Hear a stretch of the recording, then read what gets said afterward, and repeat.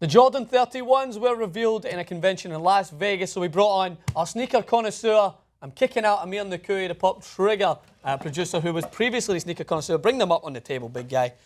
That's what I like to see. There are some Adidas Tubalones, is that what they're called? Tubular. You're so weird. Tubular high tops. I love these sneakers. They're hemp too, and you can't really find this color anymore. Nice. I don't know why that doesn't make an excuse Adidas. for your jeans. Oh, my jeans are ripped up. I know you guys are big fans of Francis's ripped up jeans, so I'm wearing even more distressed jeans than Francis. And I will continue to wear them, unlike Francis, who put a hard ban on his jeans once you guys shat on them. I keep them from outside. They appreciate the blazer pocket square look, so I'm going to stick with that. Anyway, let's take a look at the new Jordans before we get to some corresponding from our good friend Jacques, as you guys know him, Cousteau. But anyway, check these bad boys out. So, my favorite part, you guys know I'm not a huge fan of basketball sneakers, right? Like I like them for on the court, but I don't like them being worn in everyday use. It's Jason Rubin. How different dare you? I like the low cuts. I would rather wear the Steph Curry Croc-like shoes than some of the other NBA shoes. Okay, you lost me. Up to the point where you were like, basketball shoes are meant to be worn on the court. I was on board with it. There are certain basketball shoes that are also meant to be stylish. KDs. KDs are awesome. No, I like the old Air Jordan, like the old Jordans. The Converse? The original Jordans. No, like those are actually pretty dope. The black. We'll get to those. Anyway, but yeah, I agree with you. I think basketball shoes are supposed like hyper dunks. Like, don't wear that under your jeans. What is wrong? Kobe's with jeans, Jason Rubin. You heard that? Anyway, the coolest part of this is the bottom part, which is of course the message saying banned. And as we throw to this letter, this is way back in the 80s, I believe, when Jordans first kind of made their name on the scene. In accordance with our conversations, this will confirm and verify that the National Basketball Association's rules and procedures prohibited the wearing of certain red and black Nike basketball shoes by Chicago Bulls player Michael Jordan on or around October 18th, 1984, one day before my birthday. It said that would be 1989. You do the math, figure out what age I am, hit me in the comments. Either way, that's the coolest. That's the coolest part of it. The fact that it says banned on the bottom. Oh, I thought you were going to say the fact that it was one day before my birthday, but a year before. No, way before that. Or way before that. So what is your views on them? Do you like them? No. No? No, I don't like any of the new Jordans. I think they're all horrible, especially the Jordan foreskins that I think was in our lineup that we were looking at. Oh, God, what are you... Why are people buying those shoes? What's wrong with people? What's wrong? This is what's wrong with America, okay? I would rather wear... You're right. I would rather wear the Steph Curry cooking with the Pop Boy freaking nurse shoes? Kirkland 11 nurse shoes that they sell at Costco, basically. Just know that. If you want to go buy that, you can do that there. It's a little bit cheaper anyway. But I'd rather wear that than I would wear the foreskins. Those are so ugly. They make your feet look like hooves. Like, what the hell? Why are people buying them? This is so funny. Like, this is. I hate sneakerheads too. This is when the universe is like, definitely put us together on this show so I could bring up this conversation again. Yesterday, myself and Jason Rubin, with some downtime, decided to look through some old TYT Sports clips to see how we progressed as a host. There was a clip where it was me, Hannah from Think Tank, and Hassan Piker talking about the Jordans, and Haas, straight from the bat, we go, Haas, what do you think of these Jordans? Like, damn, they look like foreskin. Done. That was it.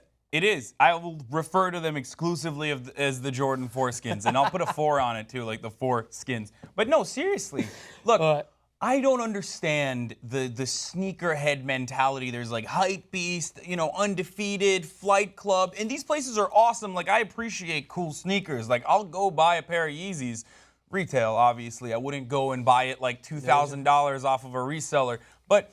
And it's like funny, there's like funny internet memes around how crazy people get about sneakers. And Jacques is a cool dude. He likes sneakers. But there are some that I don't understand that sneaker purists are like, this is it. Like, you need to, like the Patrick Ewings. Like, those are really weird shoes to me. They're very ugly. There's a basketball on it. Why are you wearing something that, like a child's toy? It looks like a child's toy on your foot. I would wear the Ron Artest Panda's friend former shoes that had the detachable pandas. Detachable panda. God damn. All right, we're talking about Cousteau, our good friend Jacques. Let's see what he had to say on these shoes, and he went to the convention. Take a look. What's up, guys? It's Jacques Slade, and today I was in Las Vegas for the reveal of the Air Jordan 31. Designed by Tate Kubris, the Air Jordan 31 represents the next level of performance from the brand, and it does it by mixing some of the old with some of the new. When you have someone like Jordan at the top of your brand, it's easy to rely on the past. But is the Jordan 31 a play for the future? Let's start with the obvious, the Nike swoosh. The last time a Jordan shoe had a Nike swoosh on the side was the Air Jordan 1, and the last time it had the Wings logo was on the Air Jordan 2. So why bring them back after almost 30 years? Well, that speaks to the vision and the concept behind the Jordan 31. After watching the event and talking to the designer of the Air Jordan 31, it almost seems like a reboot for the brand. In a sense, they're taking the shoe back to where it started, but thinking about it in forms of technology and style of today. Right. So here's before you go on another rant, this is Maxwell rant time. This is why I agree with you on basketball shoes, right? All of the things, I give Jack credit because he does a great job of breaking down shoes, right? But he's talking about at this convention what they were talking about with what makes these shoes so good. So it's like defying gravity. It's all about performance. They're telling you what these shoes will provide you with if you use them on a basketball court. They're going to provide you with unbelievable amount of ability. They're going to provide you with all this stuff that sells shoes. Like me going to buy a pair of soccer cleats, that doesn't mean I'm going to go and buy them and walk around the supermarket with those shoes. You can't play basketball in those shoes. But the thing is, what people are so engrossed in these shoes is what makes them usually appealable. Obviously, when they look good, that's fine. But what usually engrosses people is because they might be lightweight, they might be durable, they might allow for your jump. What it speaks to me is when I'm going to go and buy a car to drive in Los Angeles, when some guy tries to sell me that it can go 0 to 60 in whatever seconds and it's got all these different turbo modes, and I'm like, in LA, you drive 3 yards and then you stop for traffic. Why do I need to go and get all those bits and bobs that cost a ridiculous amount of money when I can just get a car that looks good and is efficient? So are you saying you want to be in the most comfortable car? I want to be in a Prius. Yeah. Why aren't you in a Prius then? I'm not. I'm in a nice Keston Beamer. With the Prius. Yeah, I'm in a nice car. Yeah, go buy a Beamer and then talk about how 0 to 0 in 60 seconds. You can get a car that is a fancy car, but it just looks good and it runs smooth. Like if I was to go and get basketball shoes, as I said, doesn't mean that KDs are the best shoes, but they look nice. That's all I need. What, the KDs that are ultra high? Like, no, that they're make low them look tops. like ducks? Low tops.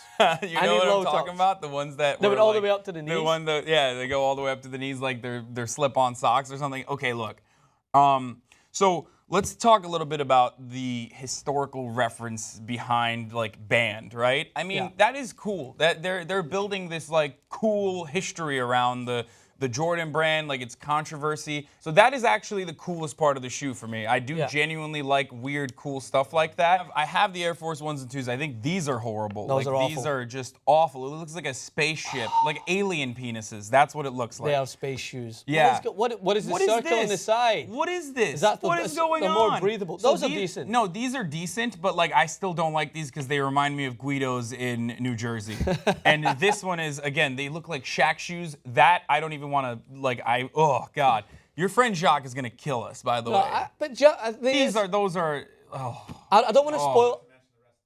Yeah, I don't know. The audience might hate the fact is that we're shit on these shoes, but the thing is, if you're gonna wear these shoes on the court, I'm not gonna criticize you. No, I will still criticize you because they're ugly, son. But I don't know if I'm calling Jacques out, but like he might talk about all these shoes, but whenever I see Jacques, he's got pairs of badass sneakers on that aren't like ones that you'd expect to be worn on the court. They're low tops. They're sleek. They're stylish.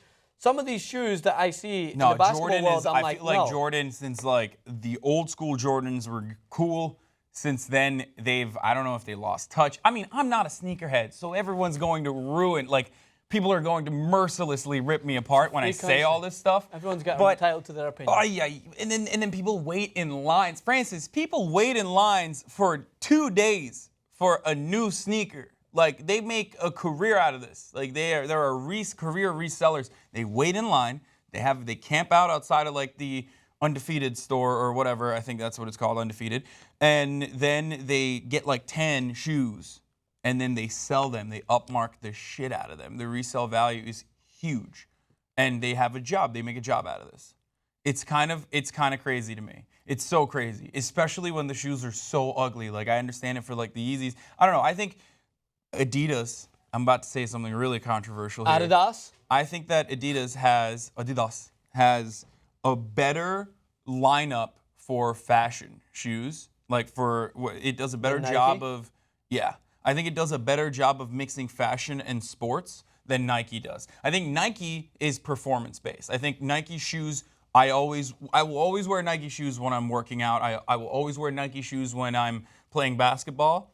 But when it comes to stylish shoes, I think Adidas does a better job, and they've shown that with the Yeezys, even though the Red Octobers, or Kanye's first lineup, originally was on Nike, and those shoes are actually bomb as shit. They're very expensive. Well, to provide a little marketing history on Adidas, it's simply because they have two simple forms of what they design their clothing in. It's like lifestyle and then it's sport. They don't cross over both. Yeah, but their sports side is horrible, is what I'm saying. They create the best soccer shoes in the world. Okay, so that's, I don't know about cleats, but for They're basketball. a German-based company, that's why. Yeah, but for basketball, Nike is for sure. Like the Hyper Dunks are, I think, some of the greatest basketball shoes ever created. I still wear them. I still look for them online when I try to find them. If you guys know where I can find Hyper Dunks, leave your thoughts in the comment section below. I really would want to know, because I usually have to get them off like Amazon. If you can leave that above all the insults you're directing Hassan Piker's way about his thoughts on the Jordans, that'd be great. But let us know what you think. What is your favorite go-to for basketball shoes? I have voiced my thoughts on the fact that I don't play basketball, so I love the game. I don't play it, so I don't relate to the performance side. I just like the aesthetics. KDs are my ones to go to. Jason said he's only going to buy me a pair for my birthday. That's already locked up. See you guys soon. TYT Sports, Francis_Maxwell, and at Hassan the Hunt.